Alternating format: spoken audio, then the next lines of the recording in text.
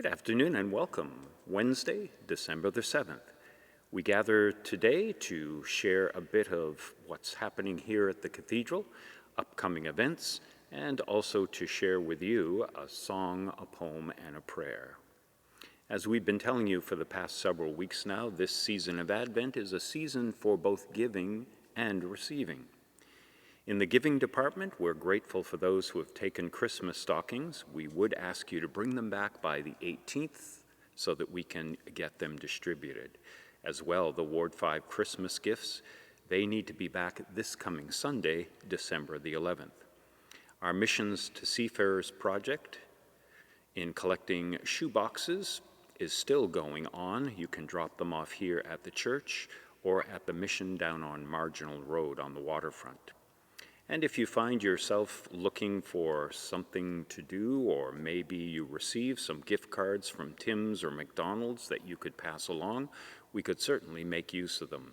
Drop them off at the office or put them on the collection plate on a Sunday morning. Those are some of the giving aspects. What about pausing to receive something for yourself or your family?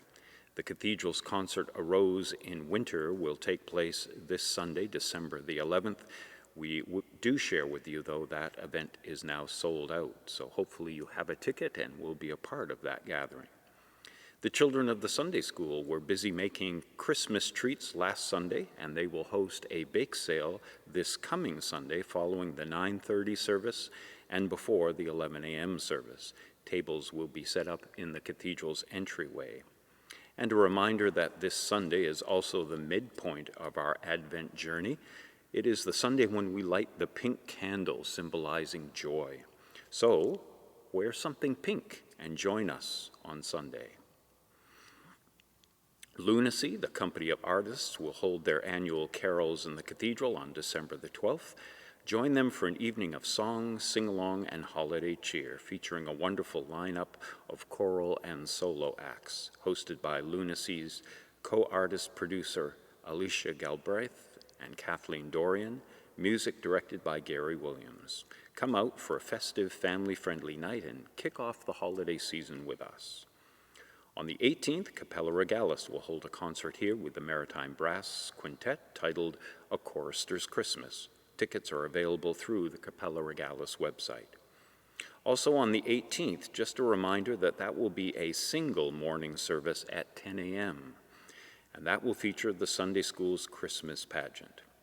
And so, as a reminder to anyone watching, on Saturday the 17th, the day before at 10 a.m., we will rehearse the Christmas pageant, so we are always looking for participants. Young or old, come along, and we will find a role for you. And if it's too cold or windy for you to head outside, you can stay warm and cozy at home and tune into our Facebook and YouTube pages for morning prayer reflections Monday through Saturday, posted for viewing as early as 6:30 a.m. And of course, our Sunday service is recorded and posted online following the service.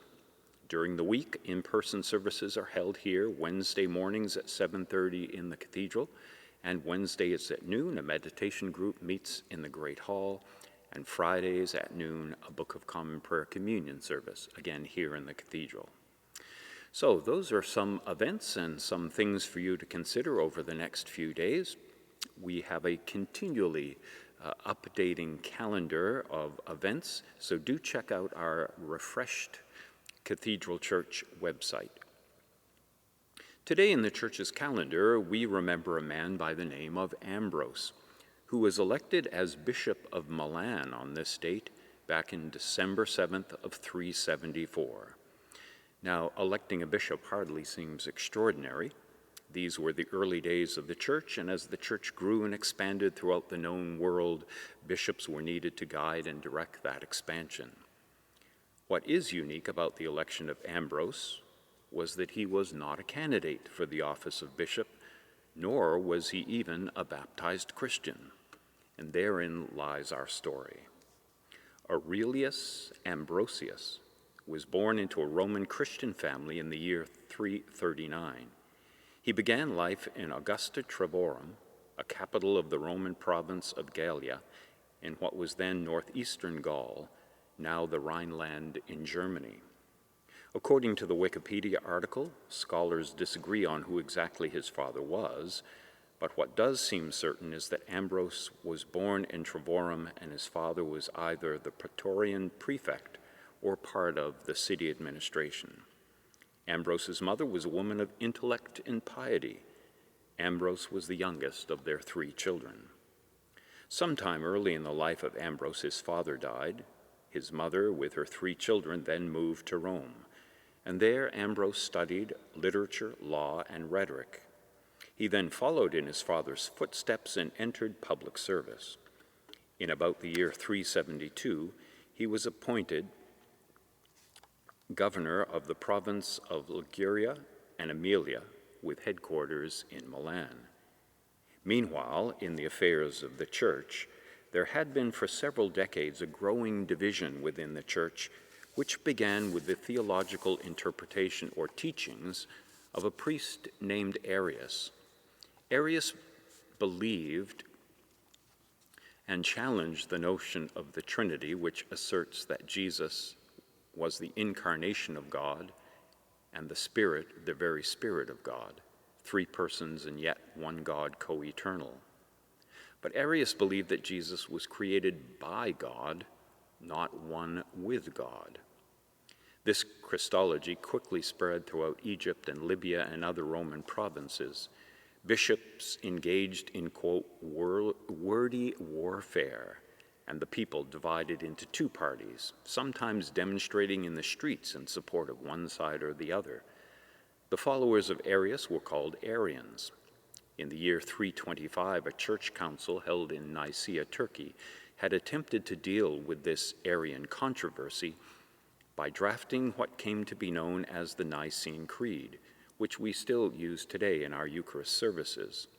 This creed asserts that Jesus is, quote, the only begotten Son of God, begotten of the Father before all worlds, being of one substance with the Father.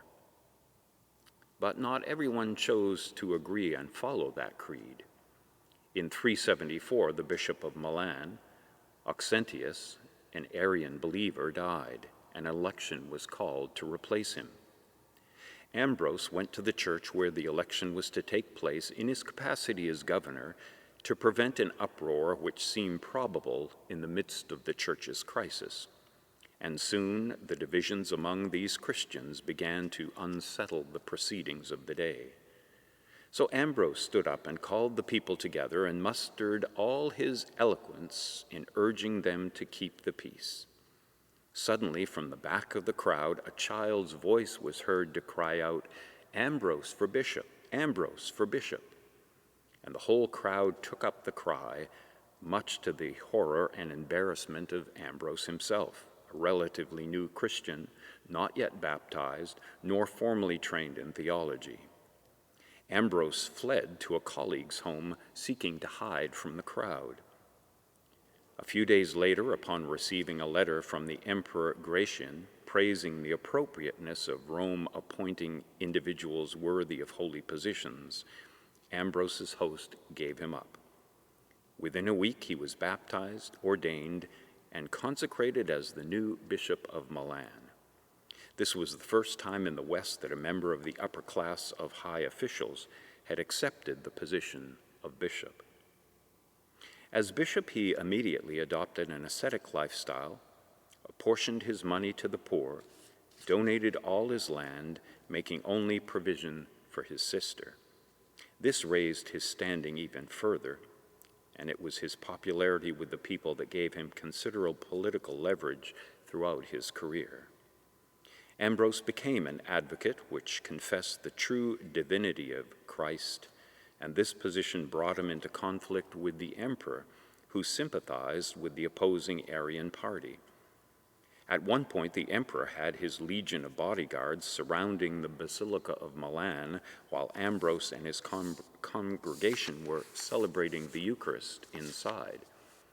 It looked as if it could turn ugly, but Ambrose kept up his people's courage by preaching to them and leading them in the singing of psalms and hymns throughout the day and into the night.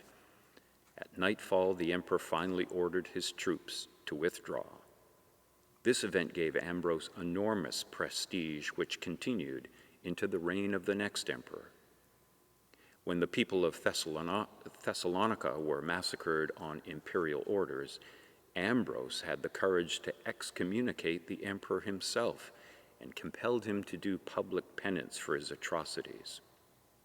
Because of his orthodoxy and his courage in speaking up for the oppressed, Ambrose became a hero of the Western Church long before his death in the year 397. So today we mark and remember Ambrose. Here is a poem titled "To Be of Use" by Marg Piercy. Marg Piercy was born in Detroit, Michigan, into a working-class family that had been hard hit by the Depression. Piercy was the first member of her family to attend college, winning a scholarship to attend the University of Michigan. There she earned an MA, and during the 1960s, Piercy was an organizer in a number of political movements, like the Students for Democratic Society, a movement against the war in Vietnam. Perhaps most importantly, though, has been Piercy's sustained involvement with feminism, Marxism, and environmental causes. An extremely prolific writer, Piercy has published 20 books of poetry and close to 20 novels. So her poem, "To Be of Use." The people I love the best jump into work head first, without dallying in the shallows, and swim off with sure strokes almost out of sight. They seem to become natives of that element, the black, sleek heads of seals bouncing like half-submerged balls. I love people who harness themselves, an ox to a heavy cart, who pull like water buffalo with massive patience, who strain in the mud and the muck to move things forward, who do what has to be done again and again. I want to be with people who submerge in the task, who go out into the fields to harvest and work in a row and pass the bags along, who are not parlor generals and field deserters, but move in a common rhythm when the food must come in or the fire be put out. The work of the world is common as mud. Botched, it smears the hands, crumbles to dust. But the thing worth doing well done has a shape that satisfies, clean and evident. Greek amphoras for wine or oil, Hopi vases that held corn are put in museums, but you know they were made to be used. The pitcher cries for water to carry, and a person for work that is real. As a song, here is one suggestion by John Lennon that speaks, I think, to that notion of stepping out onto a different path when what seemed predictable is no longer predictable. Sometimes our plans and God's plans, certainly in the case of Ambrose, can be vastly different. John Lennon was a founding member of the Beatles. He, along with band member Paul McCartney, formed one of the best-known and most successful music collaborations ever by virtue of the number of records sold, with the Beatles selling over 600 million records worldwide as of 2004.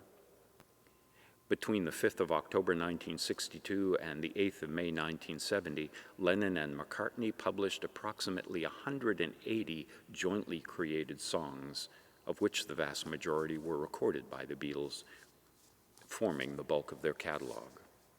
But the song choice for today is one written by John Lennon alone, titled "Watching the Wheel Go Round."